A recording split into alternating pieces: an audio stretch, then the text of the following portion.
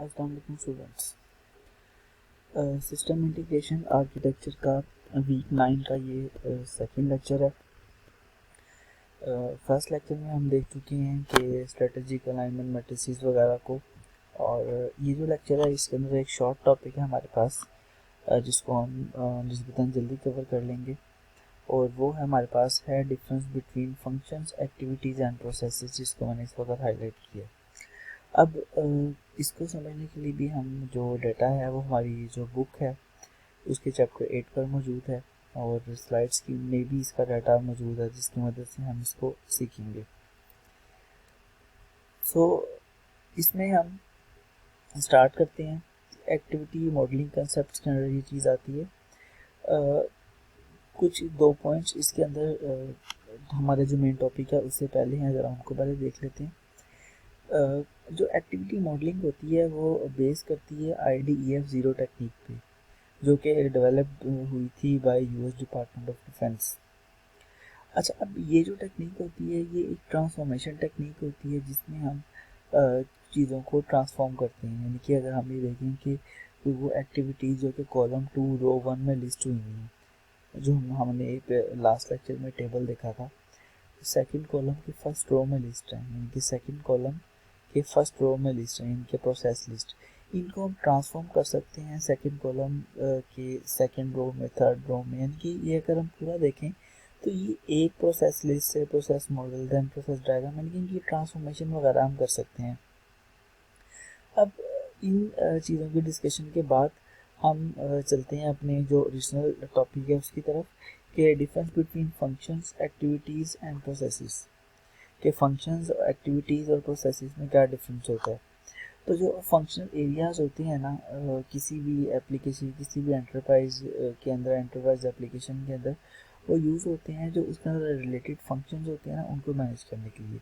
यानी कि जो फंक्शन एरिया जो होता है वो एक एरिया होता है जो कि एंटरप्राइज के अंदर जो रिलेटेड फंक्शंस होते हैं ना उनको वो मैनेज करता है।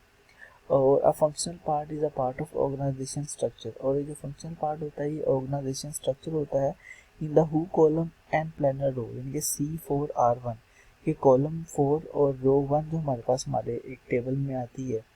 कॉलम 4 यानी कि हु और रो 1 यानी कि organisational units and row list जो हमारे पास आती है, इसके अंदर हम जो है वो उनको देख सकते हैं।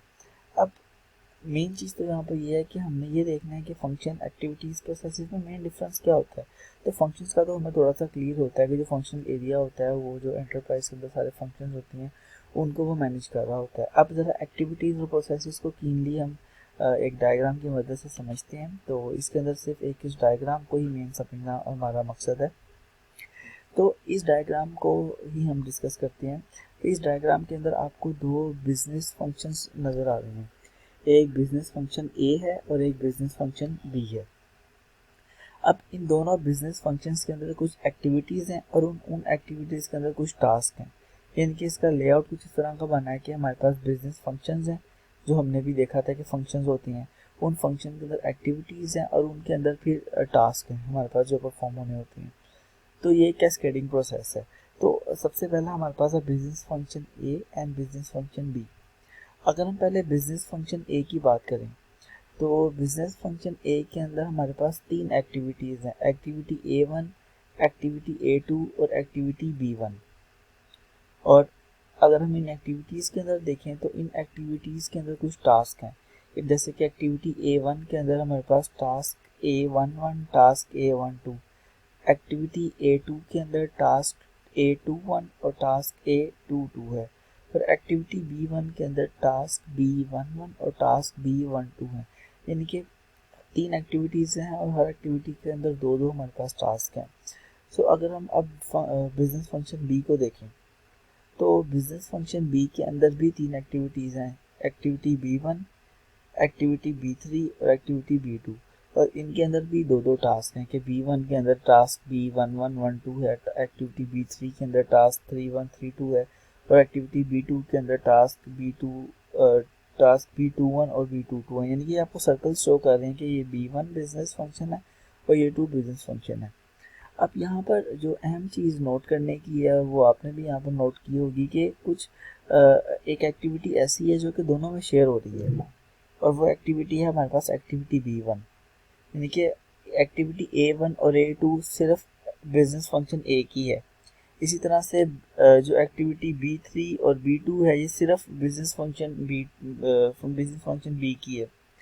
But there is an activity B1 which is shared between these two business functions A and business function B. अब ये जो एक्टिविटी है ये दोनों में शेयर हो रही है, यानी कि इसका मतलब है कि ये दोनों जो बिजनेस फंक्शन है ना वो इस एक्टिविटी को इस्तेमाल कर रहे हैं, यानी कि ये एक्टिविटी और इसके अंदर कुछ टास्क ऐसे हैं जो कि दोनों की ज़रूरत है और उन्होंने कॉमनली इसको लिया हुआ है। तो ये तो हमारे पास इसकी प्रेजेंटेशन है। अब हम आते हैं प्रोसेसेस पे। अब जो प्रोसेसेस हैं वो एक प्रोसेस ए है जो हमने शो किए है और एक प्रोसेस बी है।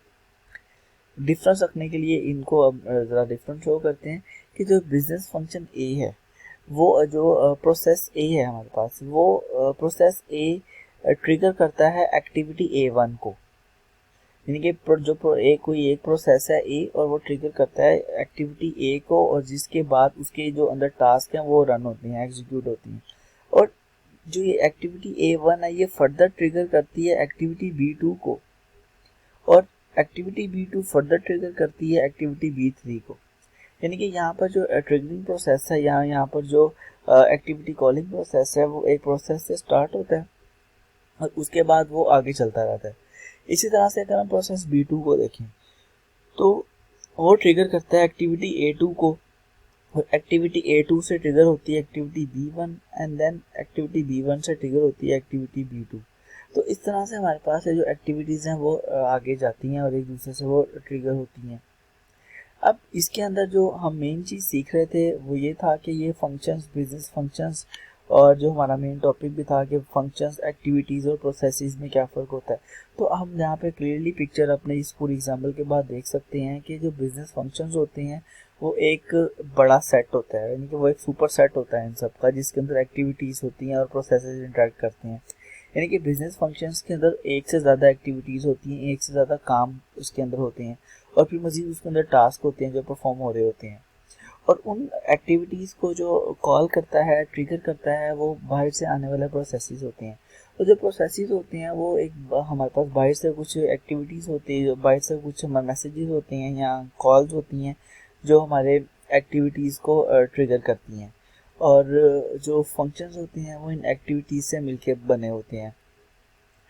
तो एक्टिविटीज़ जो होती है वो खुद भी एक सुपर सेट होता है टास्क के लिए, क्योंकि एक एक्टिविटी के अंदर मल्टीपल टास्क हमारे पास परफॉर्म होते हैं। और यहाँ पर एक और चीज़ नोट करने की है कि जो बिजनेस फंक्शंस और एक्टिविटीज़ का रिलेशन है वो कुछ इस तरह का भी है कि जो एक एक्टिविटी है वो डिफरेंट एक से ज़्यादा बिजनेस फंक्शन के अंदर शेयर हो जाती है। यानी कि कोई एक हमारे पास लेट्स से प्रोग्रामिंग का फंक्शन ऐसा है या कोई एक्टिविटी ऐसी है जो कि शेयर होती है दो जगह पर, दो बिजनेस फंक्शंस के अंदर, तो हम उनको उसको शेयर कर सकते हैं। तो यहाँ पर एक्टिविटी और बिजनेस का रिलेशन अगर हम देखें तो वो कुछ इस तरह का भी है कि एक एक्टिविटी दो बिजनेस फंक्शंस के अंदर शेयर हो जाती है, और जो बिजनेस फंक्शंस होते हैं वो ओवरलैप भी कर सकते हैं एक्टिविटी की बेस पे, और जो प्रोसेसेस होती हैं वो एक्टिविटी को ट्रिगर करते हैं और फिर एक्टिविटी से मज़ीद आगे जो एक प्रोसेस है वो चलता है और हम आगे मज़ीद काम कर सकते हैं। सो इस तरह से मेन डिफरेंस इसके अंदर होता है कि बिजनेस फंक्शंस क्या होते हैं, एक्टिविटीज़ क्या होती हैं और प्रोसेसेस क्या होती हैं। इस लेक्चर में हमारे पास सिर्फ यही एक शॉर्ट टॉपिक था जो हमने कवर करना था। तो इससे रिगार्डिंग अगर आपको कोई क्वेश्चन हो तो वो आप मुझसे कर सकते हैं। Thank you.